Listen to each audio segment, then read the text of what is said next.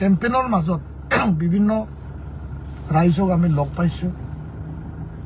BPF দলৰ পৰা প্ৰতিদ্বন্দ্বিতা কৰিছে বৰ্তমানৰ ডেপুটি চিফ ৰিহন দৈমাৰী ডাঙৰীয়া, আৰু তেওঁ 20টা বছৰ MLA আছিল, 2টা কাৰ্যকাল তেওঁ মন্ত্ৰী আছিল, আৰু পানী যোগান আঁচনি মন্ত্ৰী হিচাপে, জনস্বাস্থ্য কাৰিকৰী বিভাগৰ মন্ত্ৰী হিচাপে তেওঁ যি ধৰণে পানী প্ৰদান কৰিব লাগিছিল, কাম কৰিব লাগিছিল, তাত তেওঁ বিফল হৈছে। এইটো ৰাইজৰ কথা।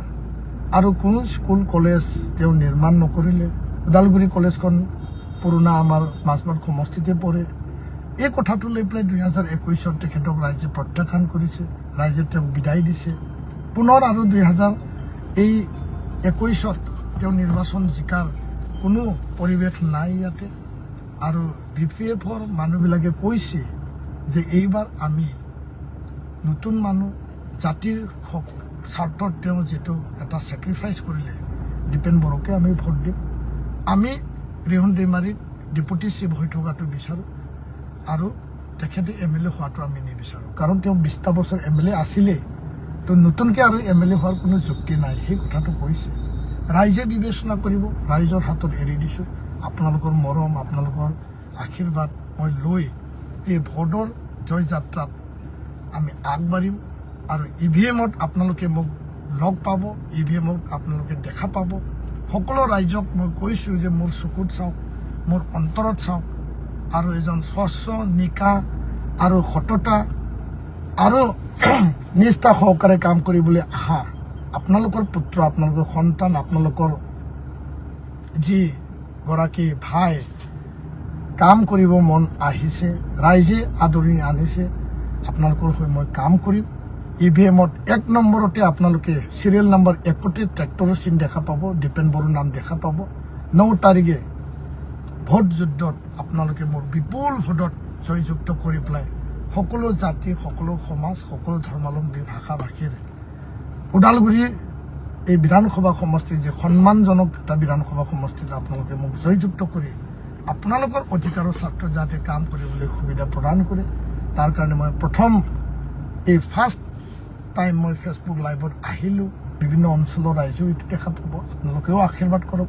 অসমবাসীৰ বিভিন্ন অঞ্চলৰ ৰাইজে দেখা পাব, আপোনালোকেও আশীৰ্বাদ কৰক। আপোনালোকৰ আশীৰ্বাদে মোৰ সাহস, প্ৰেৰণা, এই কথাটো লৈ মই আগবাঢ়িছোঁ। আগন্তুক দিনত আৰু ফেচবুক লাইভত আহিম। যিমান পাৰোঁ এই 10 দিনত, আগন্তুক 10 দিনত গাঁৱে ভূঞে চুকে কোণে মই যাবলৈ চেষ্টা কৰিম। সময় কম, এৰিয়া বহুত, জনসংখ্যাও বহুল, তাৰ মাজতে কিছু অঞ্চল, কিছু ঠাই ৰৈ যাবও পাৰে, আপোনালোকে বেয়া নাপাব। কিন্তু মই যাবলৈ ইচ্ছুক, যোৱাটো মোৰ কৰ্তব্য। প্ৰত্যেক ঘৰ, প্ৰত্যেক পৰিয়াল, প্ৰত্যেক গাঁৱত যোৱাটো মোৰ কৰ্তব্য। সেই এটা আশা আৰু সংকল্প আপোনালোকৰ ওচৰত ৰাখি, আপোনালোকৰ নিজৰ মানুহ বুলি যাতে প্ৰথমবাৰৰ কাৰণে মই ৰাজনীতিত আহিছোঁ, আৰু মই নতুন হিচাপে সকলোকে মই একত্ৰিত কৰি পেলাই আগুৱাই যোৱাটো মোৰ সংকল্প। এইখিনিয়ে ক'লোঁ। UPPL দল হৈ মই খেলিছোঁ যদিও ৰাইজৰ এটাই মতামত, এইবাৰ আমি দলক নাচাওঁ। এইবাৰ আমি BPF, BJP, কংগ্ৰেছ বা APB, আন দলত যি দলতে নাথাকক কিয়, এইবাৰ আমি দীপেন বড়োক সহায় কৰিম, আশীৰ্বাদ দিম। এই কথা সকলো স্তৰৰ ৰাইজত, নৱপ্ৰজন্মৰ মাজত, যিসকল নতুন ভোটাৰ প্ৰথমবাৰ কাৰণে ভোটদান কৰিব, যিসকল ইয়াং ভোটাৰ, তেওঁলোকে এটা যিখিনি নতুন জেনেৰেশ্যন, তেওঁলোকৰ সপোন আছে, সেই সপোনটো বাস্তৱত ৰূপায়িত কৰা মোৰ সংকল্প।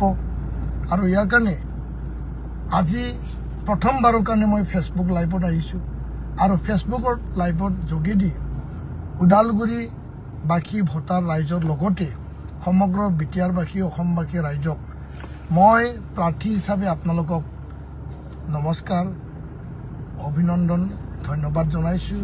মোক আপোনালোকে নিজৰ পুত্ৰ, সন্তান, আপোনালোকে মোক নিজৰ ভাই নিচিনাকৈ যি মৰম কৰিছে, ওদালগুৰিবাসী, সমষ্টিবাসী, আমাৰ বড়ো ৰাইজেই হওক, গোৰ্খা ৰাইজেই হওক, ইয়াত হিন্দীভাষী, বেংগলী ৰাইজেই হওক, অসমীয়া ৰাইজেই হওক, ইয়াত থকা আমাৰ যিখিনি বিভিন্ন জাতি জনগোষ্ঠী, কোচ ৰাজবংশী সমাজ, আমাৰ চাওতাল আদিবাসী সমাজ, মাইনৰিটি সমাজ, ৰাভা যিখিনি মানে জনগোষ্ঠী আছে সকলো জনগোষ্ঠীৰ এটাই মতামত যে এইবাৰ আমি নতুন মানুহক ভোট দিম আৰু সেই যি আশা সেই আপোনালোকৰ যিখিনি আশীৰ্বাদ মোক যথেষ্ট সাহস দিছে মই পুনৰ কৈছোঁ আৰু ইয়াৰ কাৰণে ওদালগুৰি সমষ্টি পুনৰ নিৰ্মাণৰ কাৰণে শক্তিশালীভাৱে কাম কৰিবলৈ মই সদায় প্ৰস্তুত আছোঁ 25টা বছৰ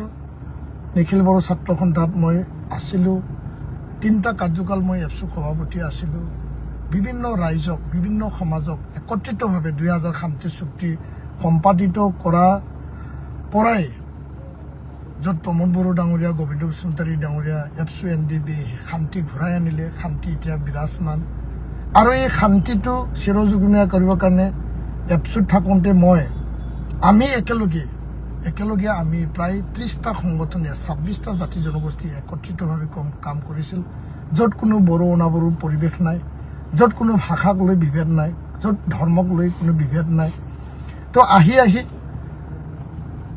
ছাত্ৰ সংগঠন জাতীয় সংগঠনৰ দায়িত্ব মই বিদায় ল'লোঁ এসময়ত শিক্ষকতা কৰিছিলোঁ হাই ছেকেণ্ডাৰী ছাবজেক্ট টিচাৰ ইংৰাজী বিভাগত 5000ৰো অধিক ছাত্ৰ ছাত্ৰীক মই পঢ়াবলৈ সুবিধা পাইছিলোঁ আৰু জাতি আৰু সমাজৰ সেৱাৰ স্বাৰ্থত মই ছাবজেক্ট টিচাৰৰ পদটো ৰিজাইন দিছিলোঁ আৰু আহি এতিয়া মই এই যে জাতীয় গধুৰ দায়িত্ব মই এইটো সমাধান কৰি পেলাই বা মানে বিদায় লৈ পেলাই এতিয়া মই সামাজিক ৰাজনৈতিক পথাৰলৈ আহিছোঁ একমাত্ৰ ওদালগুৰিবাসী সমষ্টিবাসী ৰাইজৰ সেৱাৰ স্বাৰ্থত জনসেৱা মোৰ পৰম ধৰ্ম বিটিআৰবাসীৰ স্বাৰ্থত অসমবাসীৰ স্বাৰ্থত তো ইয়াৰ কাৰণে প্ৰথমবাৰৰ কাৰণে মই ফেচবুক লাইভত আহিলোঁ আপোনালোকৰ মৰম স্নেহ আশীৰ্বাদ মই পাম আৰু নতুন প্ৰজন্মক প্ৰতিযোগিতামূলক পৰীক্ষা চাকৰি বাকৰি নিয়োগ নিযুক্তি সংস্থাপন ওদালগুৰিত মেডিকেল কলেজ এণ্ড হস্পিটেল স্থাপন কৰিব লাগে 2027ত কথা দিছে চৰকাৰে আৰু যি চৰকাৰ নাহক কিয় আমি ইয়াত মেডিকেল কলেজ আৰু হস্পিটেল বনোৱাটো আমাৰ সংকল্প ওদালগুৰি কলেজ বিশ্ববিদ্যালয়টোলৈকে আমি উন্নত কৰিম কিয়নো কোকৰাঝাৰ কলেজ ইউনিভাৰ্চিটি হৈ গ'ল বঙাইগাঁও কলেজ ইউনিভাৰ্চিটি হৈ গ'ল কটন কলেজ এসময়ত এতিয়া কটন ইউনিভাৰ্চিটি ওদালগুৰি ইউনিভাৰ্চিটি কৰাটো আমাৰ সংকল্প ওদালগুৰিত ইঞ্জিনিয়াৰিং কলেজ নিৰ্মাণৰতো আছে সেইখন আমি মুকলি কৰিম চুক্তি অনুযায়ী নাৰ্ছিং কলেজ আমি আম্বাগাঁৱত পাইছোঁ পলিটেকনিক পাইছোঁ আমি হৰিচিংগাত ওদালগুৰি স্পৰ্টছ একাডেমি আমি পাবলৈ সক্ষম হৈছোঁ NIT স্থাপন কৰিবলগীয়া আছে ট্ৰাইবেল ইউনিভাৰ্চিটি কেম্পাছ স্থাপন কৰিবলগীয়া আছে বহুখিনি কাম আছে যোনটো দ্বিতীয় কোকৰাঝাৰ এটা শিক্ষাৰ কেন্দ্ৰ হিচাপে আমি নিৰ্মাণ কৰিবলৈ আমি প্ৰস্তুত আৰু ইয়াৰ কাৰণে ভোটাৰ ৰাইজক মই আহ্বান জনাইছোঁ